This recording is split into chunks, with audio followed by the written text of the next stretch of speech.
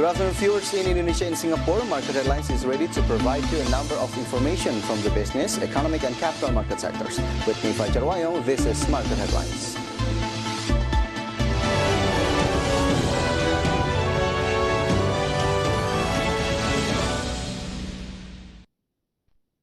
Government shifted 1 trillion rupiah funds for the construction of road infrastructure in Labuan Bajo, East Nusa Tenggara.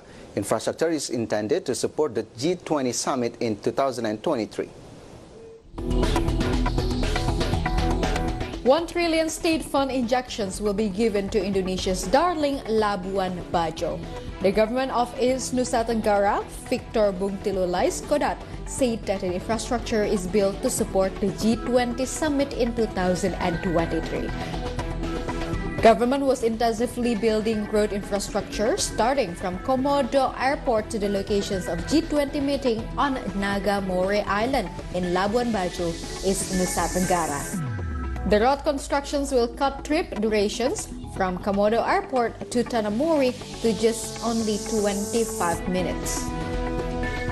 In addition to the G20, the government is also processing completing of the master plan on preparing basic tourism infrastructure to support the tourism sector in Labuan Bajo. From our sources, IDX Channel.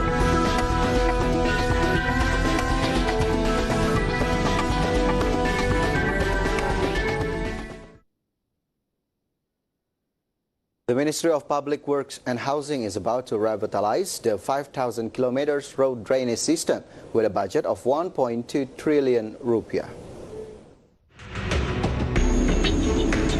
In a bid to support the availability of infrastructure development, government through the Ministry of Public Works and Housing plans to revitalize the 5,000-kilometer road and drainage system. This is a part of labor-intensive program, which is expected to involve local communities, especially small-scale infrastructure or simple work that does not require advanced technology. This program is planned to absorb a workforce of around 28,000 people within only 3 months. By this labor-intensive scheme, the revitalizations of National Road Drainage Channel will be implemented a budget of 1 trillion rupiah.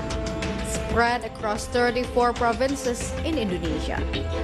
The budget allocations is divided for the revitalizations of the National Road Drainage Channel in the western region, such as Sumatra, Java, Bali, Kalimantan, amounting to 587 billion rupiah, and another 400 billion rupiah for the eastern region, which is Nusa Tenggara, Sulawesi, Maluku, and Papua. From all sources, IDX Channel.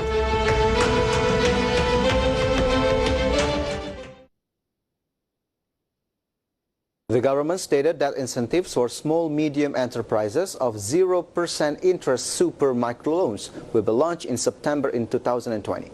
Zero interest will be applied for the first 6 months.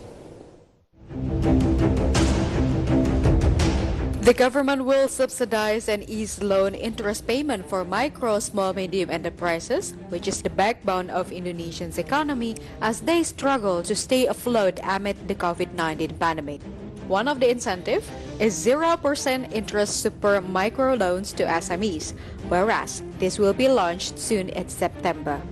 This 0% interest loan can be given to 12 million small-medium enterprises that previously received 2.4 million rupiah as working capital. Therefore, this 0% interest of credit can be used for further developing the business. Incentive will be given no later than September, remembering that the small-medium enterprises play a big role in Indonesia's economy. Indonesia's more than 60 million SMEs accounts for 60% of the gross domestic products of South Asia's largest economy.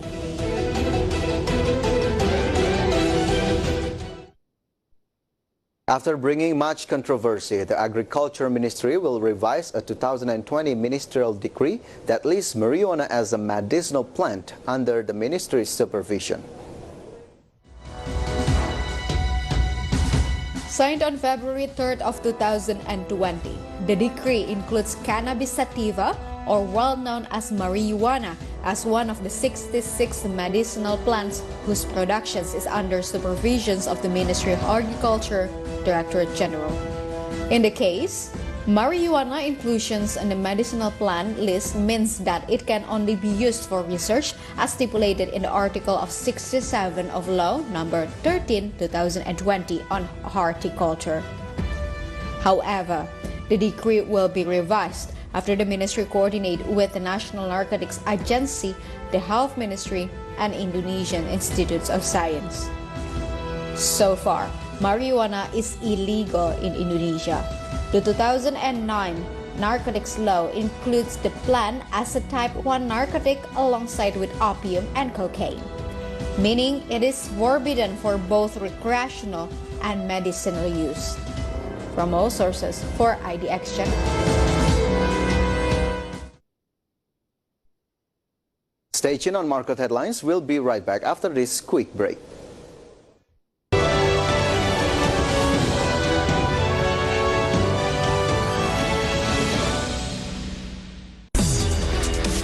Aktivitas manufaktur China mengalami pertumbuhan tercepat pada Juni 2020 usai pemerintah melonggarkan kebijakan lockdown. Rata-rata frekuensi harian di Bursa mencapai 469.000 transaksi dan menjadi yang tertinggi di kawasan Asia Tenggara. Sementara itu, PT Garuda Indonesia Persero Tbk membukukan pendapatan turun 30,14% dibanding periode yang sama di tahun lalu.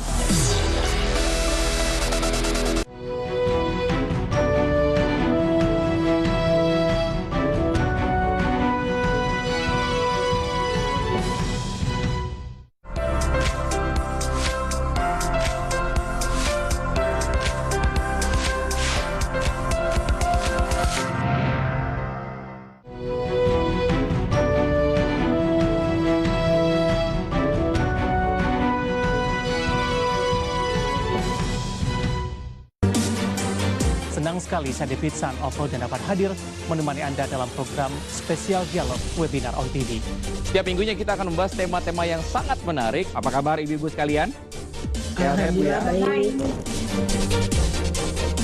Salah satu ambisi daripada Kementerian Koperasi dan UMKM bersama Spesco adalah koperasi keren, baru, digital gitu kan, yang kita bisa IT.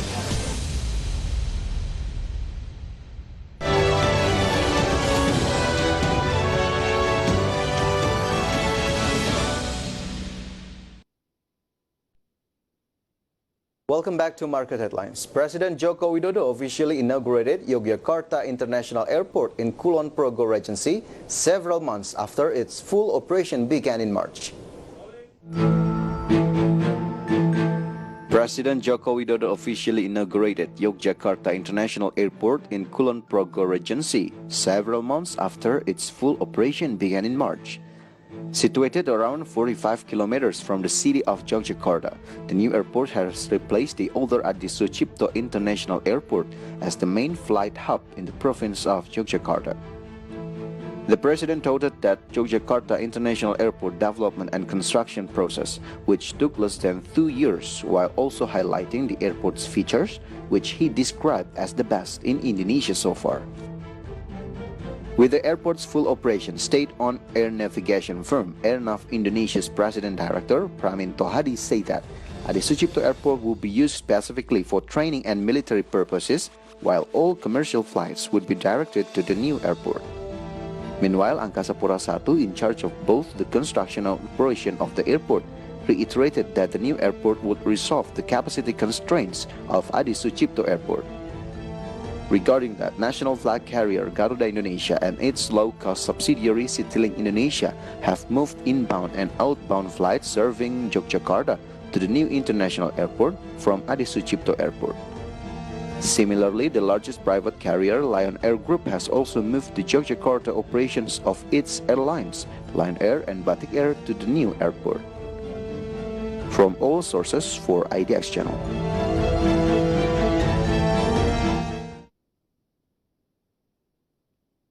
Yes, viewers, several months after its full operation began in March, the President has officially inaugurated the new Yogyakarta International Airport. And viewers, I'm sure that maybe many of you still don't really know what the specifications of this magnificent airport. So let's follow my full explanation through the following series of graphics.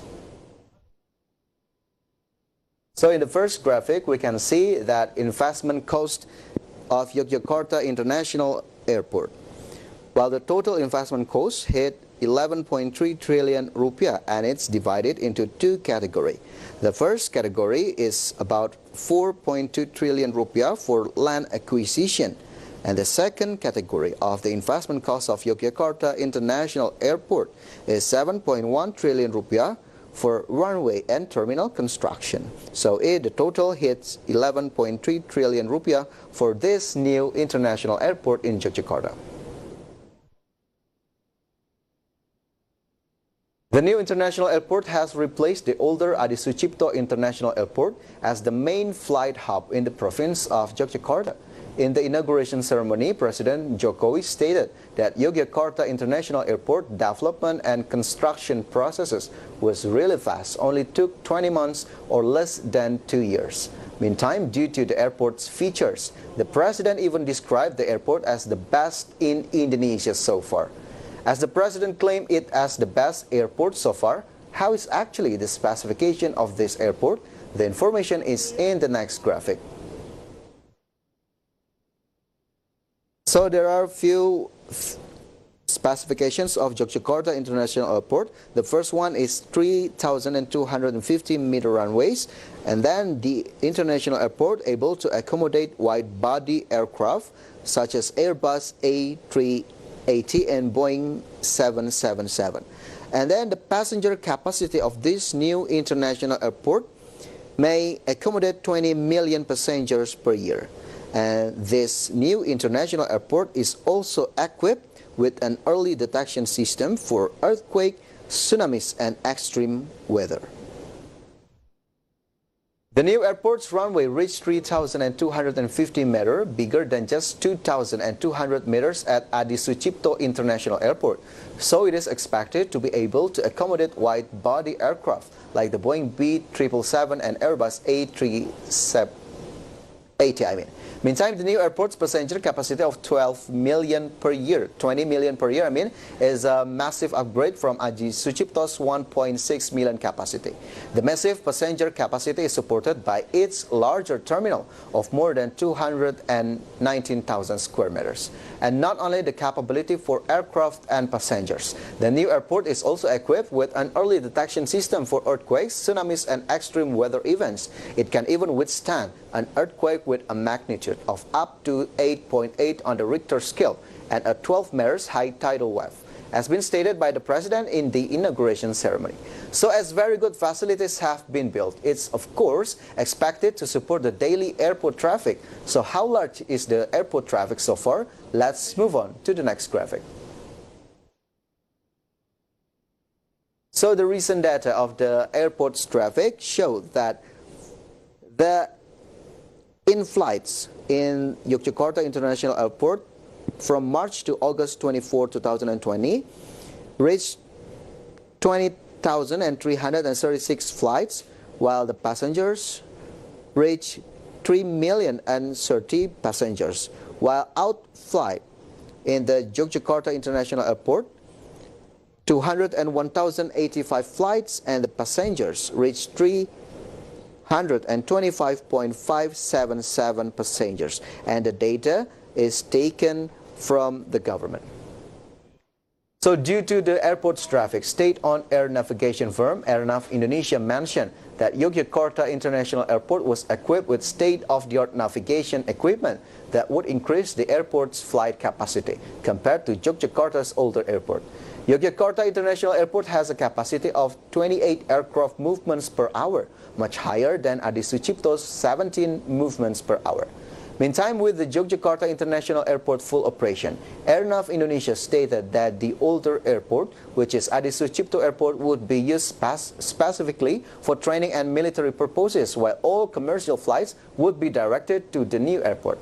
Yes, viewers, with the airport's traffic that is quite dense, are there still concerns or worries regarding this new airport? Let's check it on the next graphic.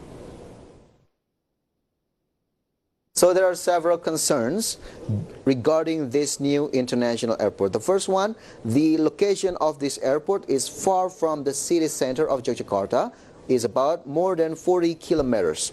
And then the single access road is relatively narrow, that Yogyakarta Purworejo only the single access road to and from the new international airport. And then the third one is supporting facilities and public transportation to and from the airport should be concerned. And as the result, the observers say that low interest from passengers, airlines and cargo has the potential to make this new international airport to become Kertajati International Airport Volume 2. So viewers, one thing that really must be considered is that this airport is in danger of being deserted if it is not supported by other adequate transportation ecosystems. And in this regard, aviation observer Alvin Lee gave an example such as what happened to West Java International Airport or Kertajati Airport, where he reminded the importance of supporting other infrastructure around the airport. He said that the location of the airport, which is quite far from the center of Yogyakarta city, is a determining factor. It is different from the location of the older airport Adi Sucipto, which is relatively more affordable from the center of Yogyakarta. He emphasized that the airport needs adequate support such as better road access and a public transportation system. In addition, hotels, shopping, dining and entertainment facilities around this airport area are also needed support. So may this airport can be a new face of Indonesia and welcome you to come to Indonesia. Stay tuned on Market Headlines. We'll be right back after this quick break.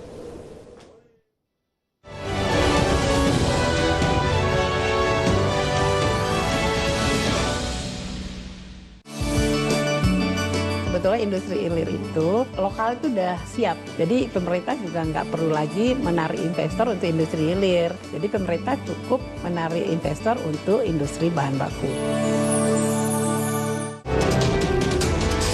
Pak Hendra, analisis Anda untuk pergerakan indeks harga saham gabungan. Jadi di high 5112 tanggal 9 Juli ini adalah salah satu yang sangat signifikan karena dia akan membentuk box baru.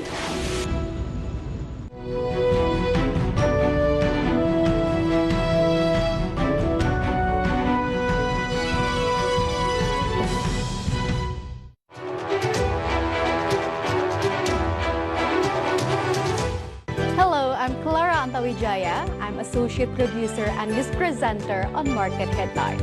As Market Headlines starts at 4:30 p.m., which is in line with the closing market, therefore we summarize market conditions only for you. And my job in here as a journalist, I give concise and accurate news for the audience. And also, being a journalist is not only a job for me, but it is also a passion. Bagaimana outlook UMKM di 2020 ini, Pak Leona? Saya ingin mengajak terutama anak-anak muda bagaimana caranya supaya nantinya ini bisa berkooperasi dengan baik. Dan ini sudah dimulai.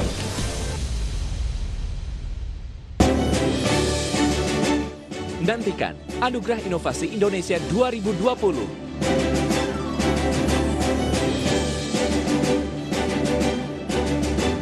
Besok hanya di IDX Channel.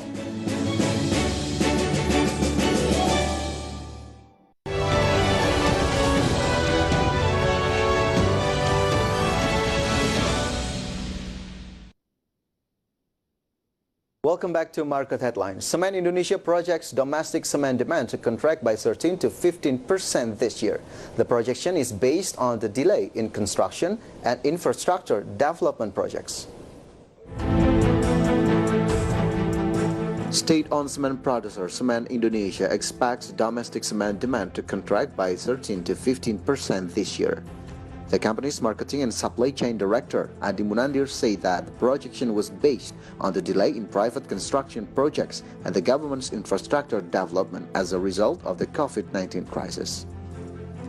As additional information, Indonesia Cement Association data show that nationwide cement demand fell to 12.52 million tons in the period of April to June, or down from 13.75 million tons in the same period last year. Cement sales in the first half of the year have dipped 7.72% year-on-year nationwide to 27.1 million tons, according to the association's data. Despite the slowdown, the directors say that the company was looking to tap into other opportunities to boost sales, including the retail housing market. He also said that Cement Indonesia would maximize the use of its production facilities in Indonesia and abroad to meet the demand. Meantime, based on company's financial performance, Cement Indonesia's profit grew by 26.34% year-on-year to 612.47 billion rupiah in the first half of the year, despite revenue contracting by 1.9% to 16.03 trillion rupiah. From all sources for IDX Channel.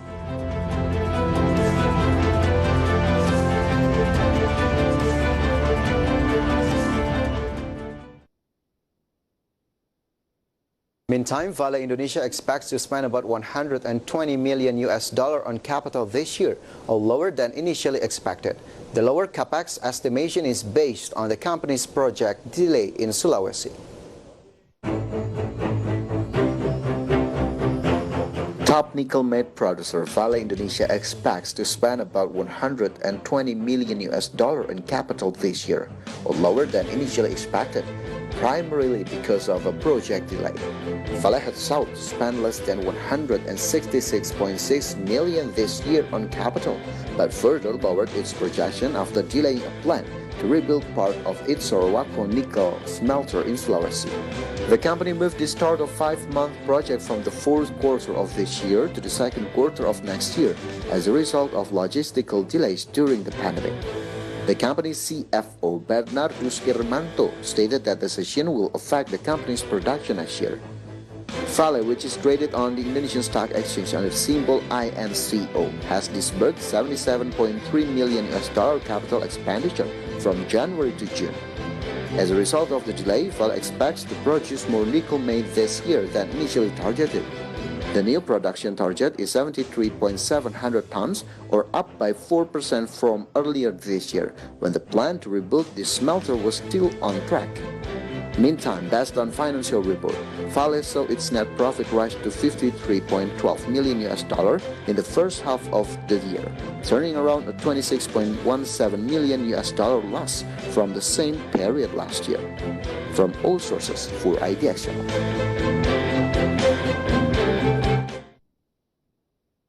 Telecommunication tower operator Sarana Menara Nusantara plans to expand its network of fiber optic cables to a total of 47,000 kilometers by the end of the year. Publicly listed telecommunication tower operator Sarana Menara Nusantara plans to expand its network of fiber optic cables a total of 47,000 kilometers by the end of the year to boost 4G connectivity amid the country's high data demand accelerated by the pandemic. Vice President Director Adam Gifari said that the company would add more than 12,000 kilometers of fiber optic cables to its existing infrastructure of 34,200 kilometers. The director believed that the country could increase the 4G penetration rate, which currently stood at 70% of the country's 174 million users.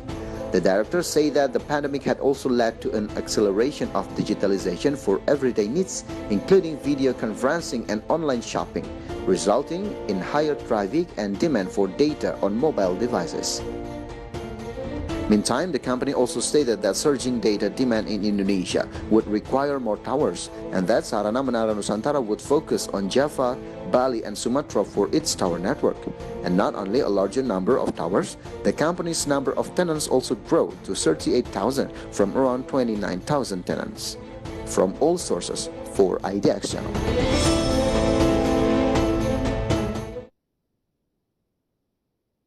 And the news close our market headlines today. Please enjoy our next program on IDX Channel, your trustworthy economic, business, and capital market channel. I'm Fajar Wayong. Have a nice evening.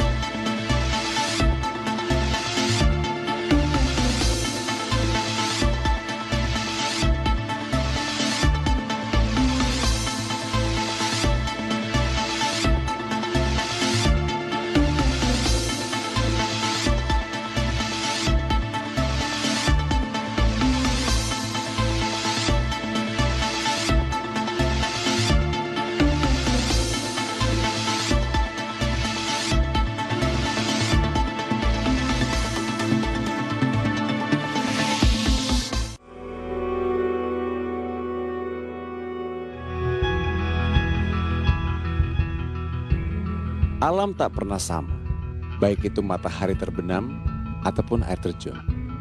Mereka tidak pernah terbenam dan jatuh dengan cara yang sama. Jika bumi sudah lelah dengan tindakan manusia, maka dengan mudahnya